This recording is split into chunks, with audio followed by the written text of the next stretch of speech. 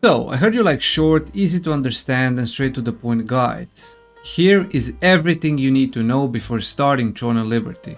Quick disclaimer though, everything I mention in this video, you can find a detailed separate guide on my channel if you're interested in learning more in depth. Starting off with the first thing that you see when you open the game, and that is character creation. First you get to watch a cinematic, then you get thrown into character creation through these amazing animations. After selecting your gender, you get to experience a very detailed character creation system. There aren't as many presets available, but with the sliders you can create what you're looking for. It's not on the BDO type level, and you definitely can't go as crazy as you could in Blade & Soul, but it will satisfy everyone that enjoys spending hours creating the perfect character. There is also an option to upload your own or whoever else's picture you want, and the game will automatically create that face for you. It is not that great, but it can mostly help you set up a base for whoever you are trying to create. Leveling is a crucial part of the game, as it is the only way to get to the end game. If this is your first time leveling in Throne of Liberty, I encourage you to take it slowly. Do not rush, do not speedrun, enjoy the story and enjoy being in the moment. Leveling teaches you many core systems like upgrading gear and skill. It is used to test weapon combination, skill builds and getting used to combat. It's pretty much a tutorial to the game. When you hit max level 50, it will feel like there's so much to do and you won't know where to start. Just remember that two main things which recharge daily are contracts and dungeon tokens. You do not have to do them every day as it has a limit it reaches, but you should never let it reach that max limit. You can try doing dynamic events and open world bosses, maybe try some 3v3 arena for PvP battles, or you can always go back and finish all the blue side quests you have missed. They give great rewards and everyone should try to finish them all eventually. There's a lot of content, but nothing is mandatory. By this time you have probably already watched a lot of gameplay videos and guides trying to figure out which weapon combination to go for that suits your playstyle and have most likely decided on a build. Do not worry if you end up not enjoying and liking the build. It is very easy to reroll to a different weapon combination as long as you actively keep playing. The two main things you would need are growth stones for leveling gear items and skill books for leveling skills, which are very easy to obtain. If you already decided on your ultimate weapon combination, you most likely also researched enough to figure out your gear and skill build. There are many websites out there where you can find quality information from Korean veterans and knowledgeable community members. It is crucial to not make the common mistake of investing time and resources into upgrading and leveling gear that won't work for your build. Maybe you are the brainstorm type of person who likes to experiment and find their own builds, and that is completely fine. Who knows, maybe you end up creating a new meta build. Understanding traits and how it impacts your stats will be the ultimate endgame gear progression that can literally make or break your character to the point where only option is starting over. Building and leveling wrong traits on wrong gear items will set you back weeks if not months. Traits are the only thing you should actually watch a detailed guide about and learn everything there is to learn about it, as the game does a very poor job at explaining them. From how to obtain them, how to buy and sell, where to farm, which are the best traits, how to unlock and level them, and most importantly how each trait impacts your stats and your character power in both PvE and PvP through their hidden formulas. Runes won't be available at the start for global release, so I won't bother you too much with them, but you should still eventually watch a guide on them when time comes, as the game does a very poor job of explaining them. Content unlocks periodically with time through completing milestones. They can be seen in this menu. All the previous content that has been unlocked and all the future content that is still locked. You can see when and what will unlock next. The milestone lasts for 1 to 2 days, and once the timer is finished, those events and bosses are added and unlocked in the next 2 to 3 days. It doesn't unlock instantly upon completing the milestone. This way the game prevents hardcore grinders who reach level 50 in 3 hours from farming high level events and bosses before the majority of the players. By the time level 50 events are unlocked through milestones, Most of the player base should be level 50 and able to participate in those dynamic events and open world bosses. The ultimate endgame PvE content are dungeons. There are 6 level 50 tier 1 dungeons and 3 sort of introductory lower level dungeons.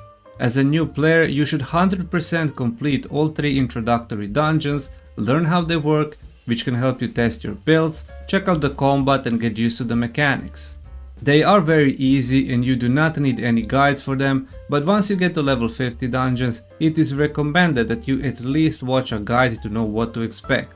On my channel you can find all 6 guides for all 6 dungeons and every guide is 3 to 4 minutes long, while also in the description you can find a written version to put on your second monitor while playing. I am all for experiencing and learning new dungeons on your own, but also expect a lot of people to be toxic and potentially vote kick you if you don't know the mechanics. Dungeons aren't the only endgame PvE content that will eat up your time. You will often find yourself either out in the open world or in open world dungeons just farming mobs for a few hours. To some players it can be a very relaxing period as they blast some tunes and destroy hordes of mobs for shiny rewards. Even dynamic events and PvE open world bosses will give you the thrill for the first few weeks, especially since every few days new events and new world bosses will unlock with increased difficulty and fun mechanics. For PvP players, the game is literally made for you. From conflict PvP events and open world bosses to 3v3 arenas and open world dungeons, small scale PK fights during nighttime will be your ultimate PvP content. Until you join a guild and Boonstone and Riftstone GVG battles unlocks, which is all preparing you for the final boss of PvP endgame content, which are castle sieges. An unforgettable experience which made me love this game. Sieges will give you the ultimate MMO feeling where thousands of players will battle each other to secure the throne. Solo players will also enjoy their experience as pretty much everything can be done as a solo player.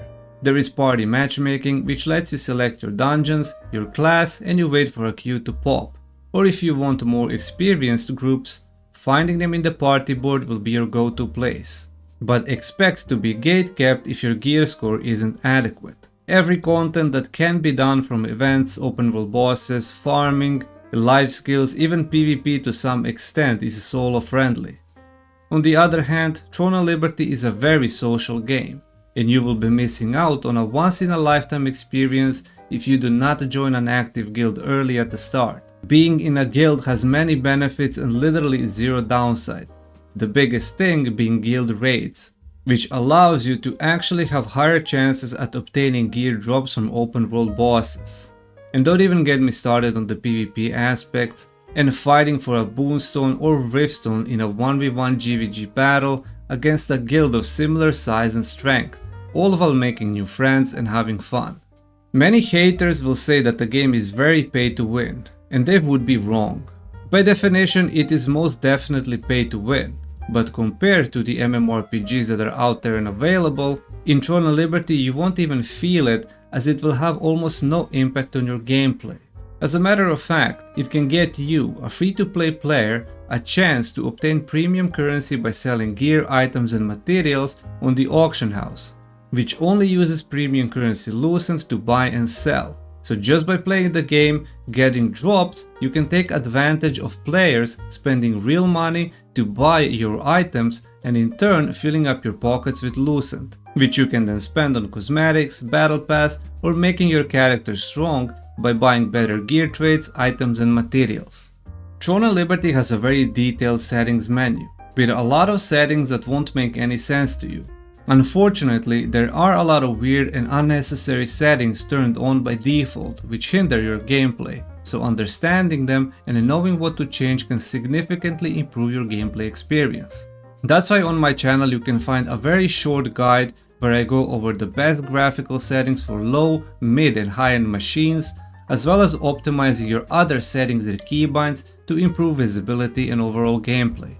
Throne of Liberty can also be the ultimate completionist dream, as there are few systems in place which let you collect things for small buffs.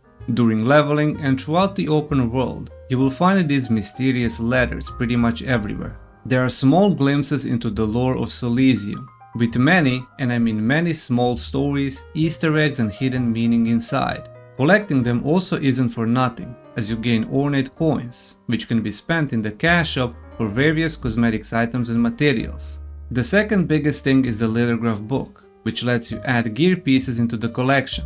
Once you fill in the category, you can obtain the rewards for completing it. There are 300 different categories and rewards you can get, ranging from easy and basic ones to fully endgame collection gear and rewards. Morphs and Ami toys also aren't as easy to obtain, as most of them drop from very RNG ways like dungeon drops or open world boss drops, so this will take a very long time to unlock everything. They give nice bonuses to your character, such as mastery buff, item drop chance, morph speed and so on. And lastly, something that will be added in the very near future is the fishing codex. There you can put all the fishes you caught, which will also give you nice bonuses to increase your fishing capabilities. And that's gonna cover this short, basic and introductory video. Everything I talked about in this video can be found on my channel in a separate video, which goes more into detail and explains these systems more in depth. Thank you for watching, consider subscribing and watch some of my other videos appearing on your screen.